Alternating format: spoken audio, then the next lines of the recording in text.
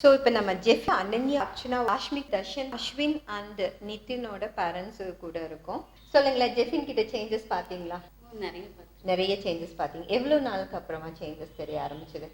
ஒரு 3 வீக்ஸ்க்கு அப்புறம் பார்க்க ஆரம்பிச்சேன். கிளாஸ்ல போட்டு 1 மந்த்லயே உங்களுக்கு சேஞ்சஸ் தெரிய ஆரம்பிச்சிருச்சு. ஓகே, சொல்லுங்களேன் என்னென்ன சேஞ்சஸ்? அகடமிக் சைட் பார்த்தீங்களா இல்லை பிஹேவியர் சைட் பார்த்தீங்களா? Behaviour side. நான் ஸ்கூல்லேயே பார்த்தீங்கன்னா ரொம்ப குறும்பு கொஞ்சம் பண்ணுவா. இப்போ இங்கே வந்ததுக்கப்புறம் குறும்பு கொஞ்சம் கம்மி பண்ணுறான்.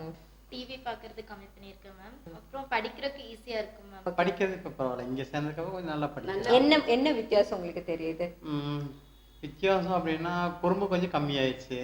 படிக்கிறது நல்லா படிச்சுக்கிறா. இப்ப முதல்ல எப்படி இருப்பா? படிப்பா, ஆனா கொஞ்சம் விளையாட்டுத்தனமா இருப்பா. இப்ப கொஞ்சம் இங்க வந்து விளையாட்டை கம்மி பண்ணிட்டா கொஞ்சம் நல்லா படிச்சுக்கிறா. படிக்க வேண்டிய நேரத்துக்கு படிச்சுக்கிறா. வியூவர்ஸ்க்கு ஒரு இது சொல்லணும்னு நினைக்கிறேன். அதாவது இந்த கோர்ஸுக்கு அப்புறமா அந்த சிப்ளிங் ஃபைட்ஸுங்கிற அந்த ஒரு இதே இல்லாம போறதை நான் பாக்குறேன்.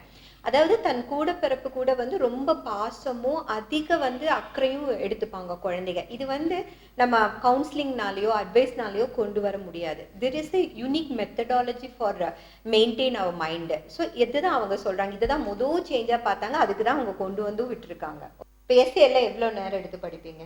½ அன் ஹவர் படிப்பேன் மேம் தமிழ்லாம். ஆனால் இப்போல்லாம் வந்து ½ அன் ஹவர் எடுக்கிறதே இல்லை மேம். எவ்வளோ நேரம்? 10 மினிட்ஸில் படிச்சிருவேன் மேம். 15 மினிட்ஸ் கம்மியா இருக்கு. ஓகே, இப்போ படிக்கிறது நம்ம வந்து ஃபியூச்சர்ல வந்து எப்படி இதெல்லாம் இது பண்ணணும், நம்ம பண்றது அம்மா அப்பாவுக்கு வந்து எவ்வளவு சிரமப்படுறாங்க. அந்த இதெல்லாம் புரிதல் வந்து அதிகமா இருந்தது. நம்ம அவங்களுக்கு ஏதாச்சும் நம்ம பண்ணணும், நம்ம கரெக்டா பண்ணணும், அந்த லெவலுக்கு எல்லாம் வந்து திங்க் பண்ண ஆரம்பிச்சுட்டு அப்படி. ஸோ படிப்புல இல்லாம வேற என்ன விஷயத்துல? டிவி பார்க்கறது கம்மியா இருக்கு அப்படின்னு சொன்னேன். வேற என்ன விஷயம்? ஃபர்ஸ்ட் வந்து அவன் ஹேண்ட் ரைட்டிங்ல நல்ல இம்ப்ரூவ்மெண்ட் வந்துச்சு. ஹேண்ட் ரைட்டிங் காம்படிஷன்ல ஆஃப் கோர்ஸ் அவன் தான் ஃபர்ஸ்ட் ஸ்கூல்ல. Very good ma'am. அப்புறம் கிரியேட்டிவிட்டியாக எனக்கா நிறைய தோணுது மேம். உள் மனதுல ஒரு தேடல் இருக்கு இல்லைங்களா, அதுக்கு உண்டான ஒரு அவளுக்கு விஷயம் அங்க கிடைச்சிருச்சுங்கிறீங்க. கிடைச்ச உடனே இவன் ஆட்டோமேட்டிக்கா வந்து மத்தவங்களோட அந்த ஒத்து போகிற தன்மை.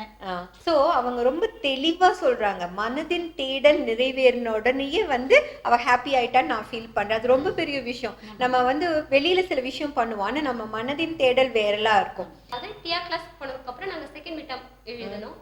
அதெல்லாம் பாத்தீங்கன்னா பரவாயில்லைங்க. கோவமெல்லாம் கொஞ்சம் கம்மியாயிருக்கு. சோ நிறைய பேரண்ட்ஸ் என்கிட்ட சொல்ற விஷயம் என்னன்னா பிடிவாதம் கம்மியா இருக்கு, கோபம் கம்மியா இருக்கு அப்படிங்கிறது. அடுத்து வந்து மெமரி பவர் கொஞ்சம் நல்லா இருந்துச்சு. கொஞ்சம் ஞாபகம் சக்தி கொஞ்சம் முன்னாடி விட நல்ல. நீங்க தான் உட்காருவீங்களா படிக்கும் போதெல்லாம்? உங்களுக்கே தெரியுது அந்த மெமரி இன்க்ரீஸ் ஆயிருக்கு. ஓகே, மெமரினாலே அப்ப சீக்கிரமா அவன் படிச்சுக்கிறாங்க. படிக்கிற டைம் கம்மியா இருக்கா? ஆக்சுவலா வந்து பிசிக்கலா வந்து எந்த ப்ரோக்ராமுக்கு அட்டெண்ட் பண்ண மாட்டான். கிரியேட்டிவா திங்கிங்கா அந்த மாதிரியான ப்ரோக்ராம்ஸ் தான் அவளுக்கு ரொம்ப இன்ட்ரெஸ்ட். இப்ப வந்து அதனால இவ ஒரு கிளாஸ் கூட மிஸ் பண்ண மாட்டேங்கிறான். டியா கிளாஸ் ரொம்ப பிடிச்சிருக்குது. உங்க மனசுக்கு என் குழந்தைக்கு வந்து டியா கிளாஸ் போனதுக்கு அப்புறம் இந்த சேஞ்ச் நல்லா தெரியுதுன்னு நீங்க நினைச்ச விஷயம்? டிசிப்ளின். டிசிப்ளின்னா எது விஷயத்துல எல்லாம் சொல்றீங்க? ஒர்க் வந்துட்டு அவரே ப்ராப்பரா செய்யறது. Okay, very good. Then parents respect பண்றது. டியா மாதிரியான வகுப்புகள் வந்து நமக்கு தேவையா? நம்ம குழந்தைகளுக்கு தேவையா? கண்டிப்பா தேவைங்க. கண்டிப்பா தேவைதான். கண்டிப்பா தேவை மேம். கண்டிப்பா தேவை. எதுக்காகன்னு சொல்லுங்களேன். எதுக்காக அப்படின்னா அவங்க நல்லா ரொம்ப ஜீனியஸா வளரணும். எல்லா பேரண்ட்டும் நம்ம குழந்தை நல்லா வளரணும்னு தான் நினைப்பாங்க.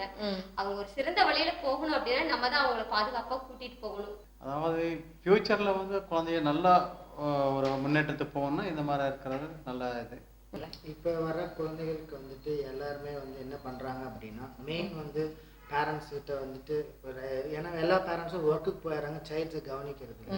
அப்போ அவங்க மைண்ட் வந்துட்டு டைவர்ட் ஆகிறதுக்கு கண்டிப்பா சான்சஸ் இருக்கு. இந்த கிளாஸோட நோக்கமே பாத்தீங்கன்னா கான்சென்ட்ரேஷன் டெவலப்மெண்ட் பண்றதன் மூலமா நிறைய சேஞ்சஸ் உலகத்துல நடக்க முடியும். அது நிறைய எத்தனையோ ஒரு நல்ல மனிதர்களை உருவாக்க இல்லைங்களா? கண்டிப்பாங்கம்மா, கண்டிப்பா. ஒரு நிறைய பேர் கிரிமினல்ஸா மாறுறதுக்கு காரணமே குழந்தைங்க வந்துங்க. கண்டிப்பா அவங்க சுற்றுப்புற சூழ்நிலைய தப்பா புரிஞ்சுக்கிறதுனால. இந்த மாதிரியான கிளாஸ் இல்லைன்னா அர்ச்சனா என்ன இருப்பாங்க?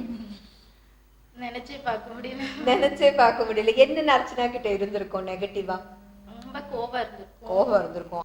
அப்புறம் படிக்க முடிஞ்சிருக்காது மேம். புரிஞ்சு படிக்க முடிஞ்சிருக்காது. ஈஸியா படிக்க முடிஞ்சிருக்காது. டைம் எடுத்துட்டு ரொம்ப இதா படிப்பேன். கஷ்டப்பட்டிருப்பேன் ரொம்ப.